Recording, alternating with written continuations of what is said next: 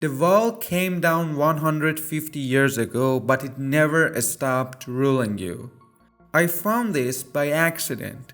I was digging through rent maps of European cities, Paris, Berlin, London, and then I noticed something strange.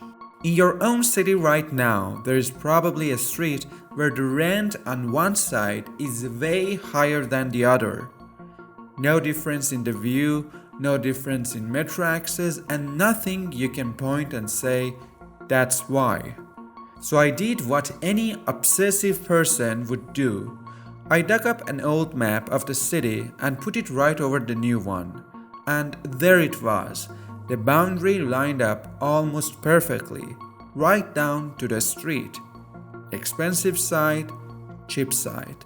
Split exactly where a wall used to stand. A wall that hasn't existed in over a century, so how is it still deciding what you pay in rent? To understand this, we have to go back to why these walls were even built. Your first guess is probably protection.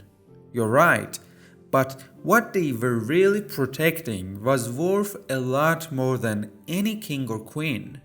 Most of the time, walls were built around the centers of power, wealth, and trade.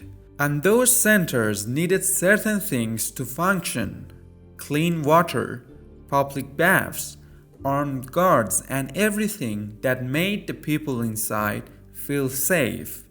Because a wall by itself is just a rock.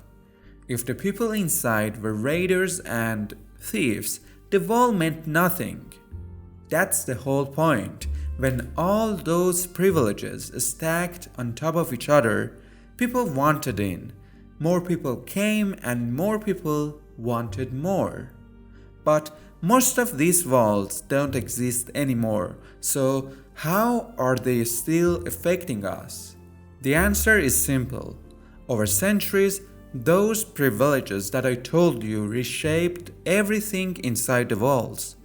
Schools, hospitals, barracks, institution after institution got built inside that perimeter, which made the area even more desirable. So by the time the walls finally came down, the inside already had a massive head start over the outside. That's how you end up with concepts like city centers or elite zones. Every walled city eventually hit a ceiling. No more room to build inside. So people started building outside the walls. Rulers had no choice but to expand, adding a new rings of walls further to absorb the new settlements. Then another. This repeated layer by layer, like an onion. The closer you were to the center, the more access you had to everything the city offered. That's actually one of the reasons that most old cities, even nowadays, are round, not rectangular or any other shape. This growth pattern held for centuries, until one day the walls simply stopped mattering. The moment wars shifted to artillery and air attacks, city walls became useless overnight, and rulers were left with two choices. Option 1, the smart one, was to tear the walls down, completely, and let the city breathe. London, Paris, and Berlin did that. But what happened to all that stones in these cities? Well, every city did something different with the space. Some built massive boulevards, others turned it into parks and recreation zones, but almost none of them just filled it with new housing. The spirit of the wall stayed behind as a line on the map. Paris is the perfect example. In the 1670s, Louis XIV had the old city walls demolished, and instead of leaving empty space, he turned the route into wide, tree-lined street. Today we know them as the Grand Boulevards. Haussmann later expanded on the idea in the 1800s. We will make a video on how Haussmann changed Paris, the way that it looks like now. You can subscribe for that video too. But here's the twist. You would think tearing the wall down would erase its power over rent forever. You'd be wrong. The line it left behind stuck around, as I said. The inner circle stayed more modern, more developed, and more desirable. Eventually, cities started drawing districts and zoning boundaries, and guess exactly where those lines landed. Right where the old walls used to be. The wall was gone, but the border wasn't. Here's the other option rulers had, and it's the real reason rent inside these old walls is so brutal today. Instead of turning the wall down, some cities just kept it, and over time the area inside became more and more exclusive. As the city grew around, the walled zone shrank as a share of the total population. For example, in the 1800s, a city's walled center might have held 70-75% of the city's people, but by 2020, less than 5%.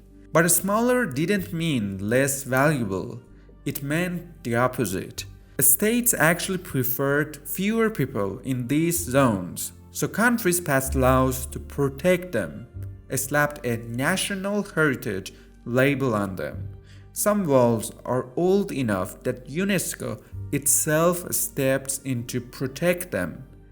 And that label isn't just a label, it legally blocks you from modifying the walls, building new housing nearby, or constructing anything above a certain height. And guess what happened next? Less supply and higher prices. Stack new taxes on top and you get some of the most expensive rent in the world. Cities like Florence and Bruges are famous for exactly this. And it doesn't stay contained inside the walls. That zone turns into an oven and it heats the whole city around with its high rent prices. So is all of this really because someone stacked a few stones hundreds of years ago? Not exactly.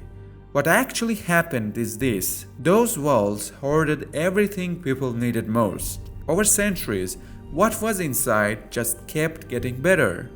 And when the walls finally fell, that area already had every advantage, while space stayed limited. So next time you walk down a street where the rent doubles for no visible reason, you should take a look at the older maps of your city. At the end, let me know your opinion in the comments, and if you liked this video, feel free to subscribe for more.